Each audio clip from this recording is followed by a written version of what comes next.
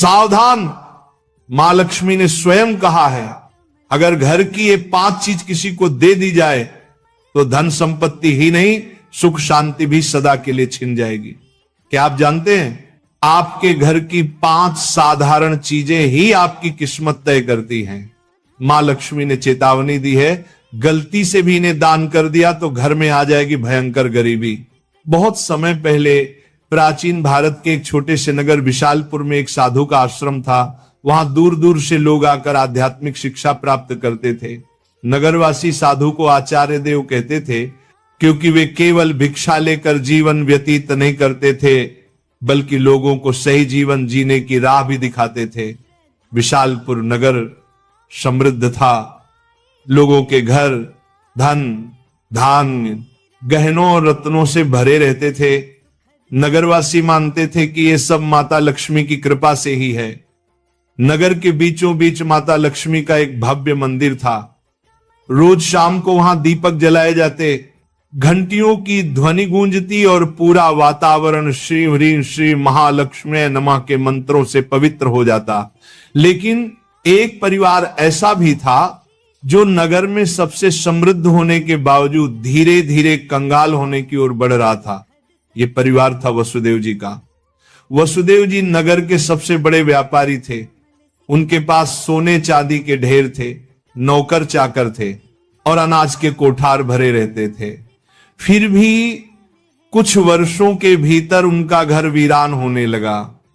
धन की जगह कर्ज बढ़ने लगा, नौकर छोड़कर जाने लगे और घर में अशांति फैल गई। लोग हैरान थे कि ऐसा क्यों हो रहा है, आखिर माता लक्ष्मी की कृपा एक समृद्ध घर से क्यों उठ गई।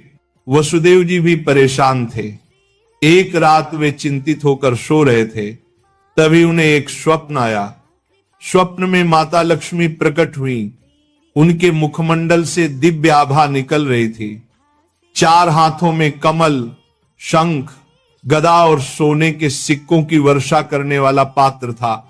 उनकी मुस्कान शांति और कृपा से भरी थी, लेकिन आंखों में एक कठोर सत्य छिपा था। माता बोली, वसुदेव तुम दुखी क्यों हो?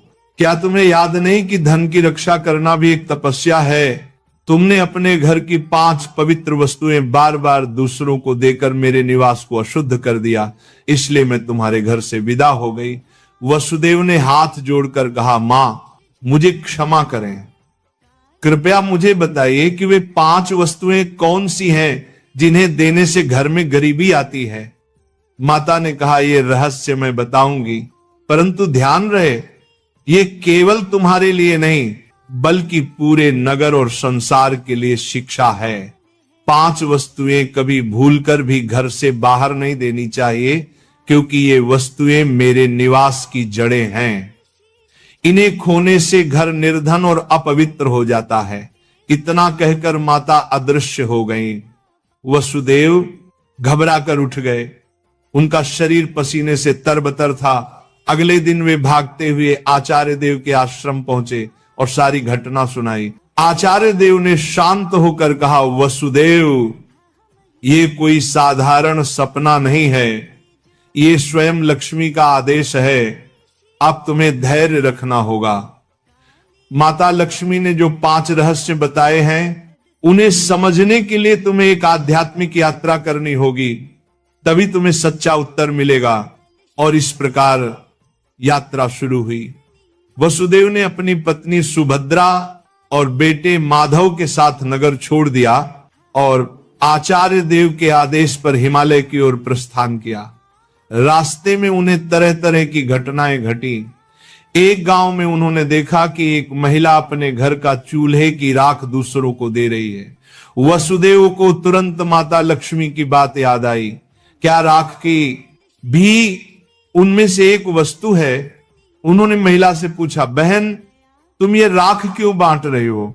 महिला ने कहा, महाराज लोग मानते हैं कि राख खेत में डालने से फसल अच्छी होती है। वसुदेव ने सोचा, लेकिन यही तो गलती है। चूल्हे की राख घर के भोजन और अग्नि का प्रतीक है। इसे बाहर देने से घर की उन्नति रुक जाती है। यात्रा आगे बढ़ी। वसुदेव, सुभद्रा और माधव पहाड़ों की कठिन राह से गुजर रहे थे। एक रात वे एक आश्रम पहुंचे। वहां एक वृद्ध साध्वी ध्यान में लीन थी। साध्वी ने वसुदेव को देखकर मुस्कुराते हुए कहा, तुम्हें लक्ष्मी माता के 5 रहस्य जानने हैं ना? ध्यान से सुनो। ये पहली वस्तु है चूल्हे की राख।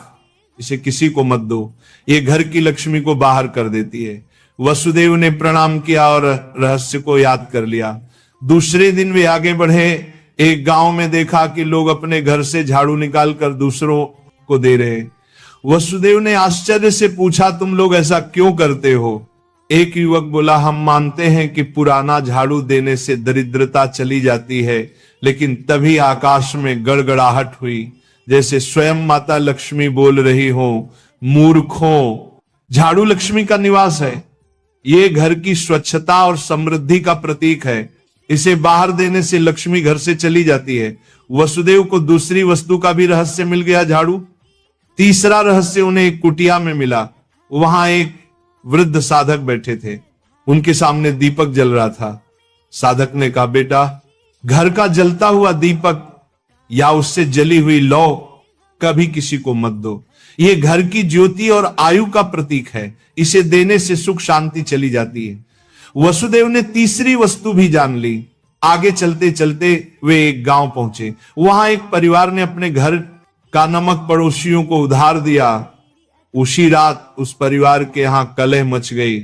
साध्वी ने समझाया, नमक रिश्तों की मिठास और स्थिरता का प्रतीक है।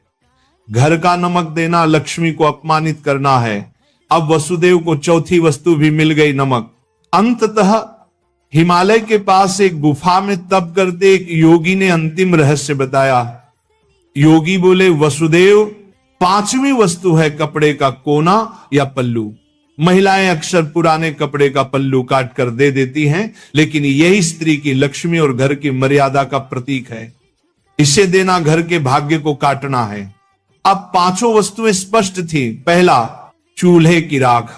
दूसरा, झाड़ू। तीसरा, जलता दीपक। चौथा, नमक। 5वां, कपड़े का कोना। वसुदेव ने कृतज्ञ होकर योगी को प्रणाम किया। अब 5 रहस्यों को जानकर वसुदेव अपनी पत्नी सुभद्रा और पुत्र माधव के साथ नगर की ओर लौटने लगे। रास्ते भर वे मन ही मन माता लक्ष्मी के उपदेशों को दोहराते रहे। नगर पहुंचते ही उन्होंने सबसे पहले आचार्य देव के चरणों में प्रणाम किया और पूरी यात्रा का वर्णन किया।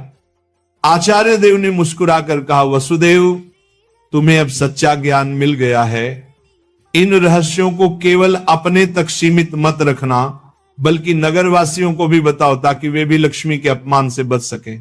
आचार्य देव की आज्ञा पाकर वसुदेव ने नगर के बीचों बीच सभा बुलाई। सभा में नगर के लोग बड़ी संख्या में उपस्थित हुए। वसुदेव ने हाथ जोड़कर कहा, बंधुओं, मैं स्वयं अपनी गलतियों के कारण निर्धनता और कष्ट का भागी बना। माता लक्ष्मी ने मुझे स्वप्न में दर्शन दिए और बताया कि 5 वस्तुएं कभी घर से बाहर नहीं देनी चाहिए। इतना कहकर उन्होंने क्रम से सब समझाया।